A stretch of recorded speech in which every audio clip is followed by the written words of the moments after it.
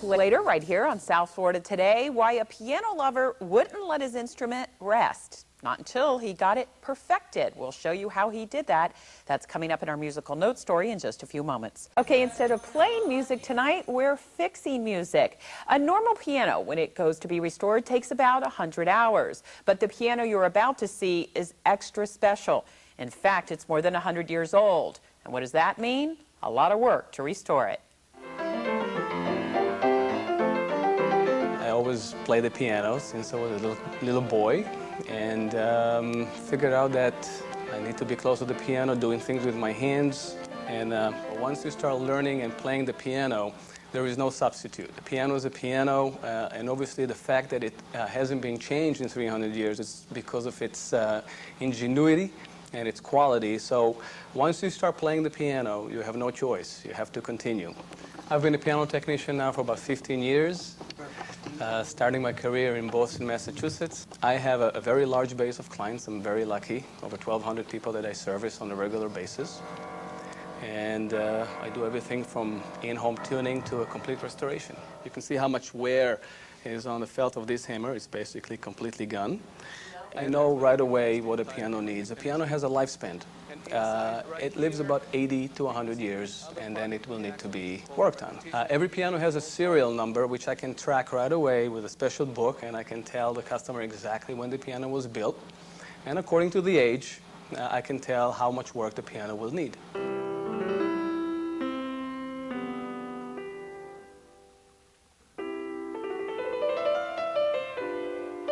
This piano was built by Pleyel. Pleyel is a French maker, piano maker. He was actually a student of Haydn and a friend of Haydn. And he started the business of building pianos. And a lot of very famous composers played and composed on the Pleyel piano. This particular one was built in 1900 exactly. In France. It's a completely handmade piano. It was hand-painted by an artist by the name of Daniel Merlin, and it was very detailed gold leaf and paint down to the piano. I'm extremely excited to put my hands on it. This is probably the most unique instrument I ever put my hands on. There are over 10,000 moving parts in a piano, and you have to be the one who's breaking the piano down, taking all the measurements, knowing which part going where. These are the original parts of the piano, and these are the new parts that we can purchase from Germany that are identical to this piano, and we can replace them and basically make this piano brand new. Replacing the hammers. This piano, it came in very, very bad shape. I'm guessing this will take at least twice as much as a normal restoration. And there's every aspect in it needs to be touched.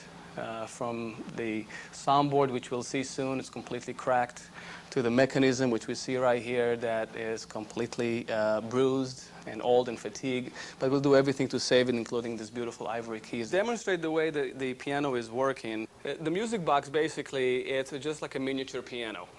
We have the strings, and we have those little hammers right here that basically vibrating the strings. The only thing that this music box doesn't have is this soundboard.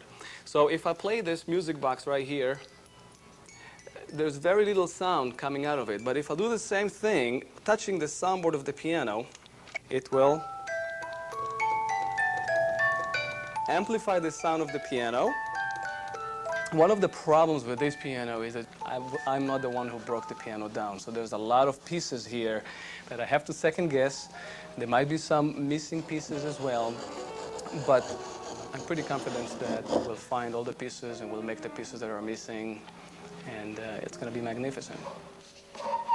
It's very detailed and it's very risky. There's a lot of geometry in there. It's like building a pyramid. If you don't have a good foundation, you get up to the top and everything collapses. So you got to take it very slowly. You almost feel how the piano is actually coming back to life one step at a time.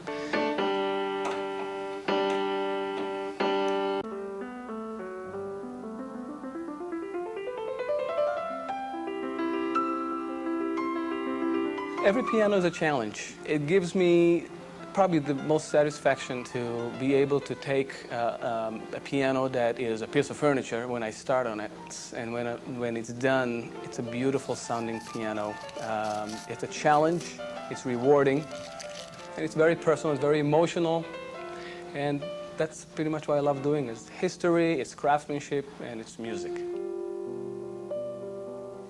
Now, because of the difficulty of the work, he can only work on about 3 or 4 pianos at one time. Pianos and Beyond is located in Coral Springs.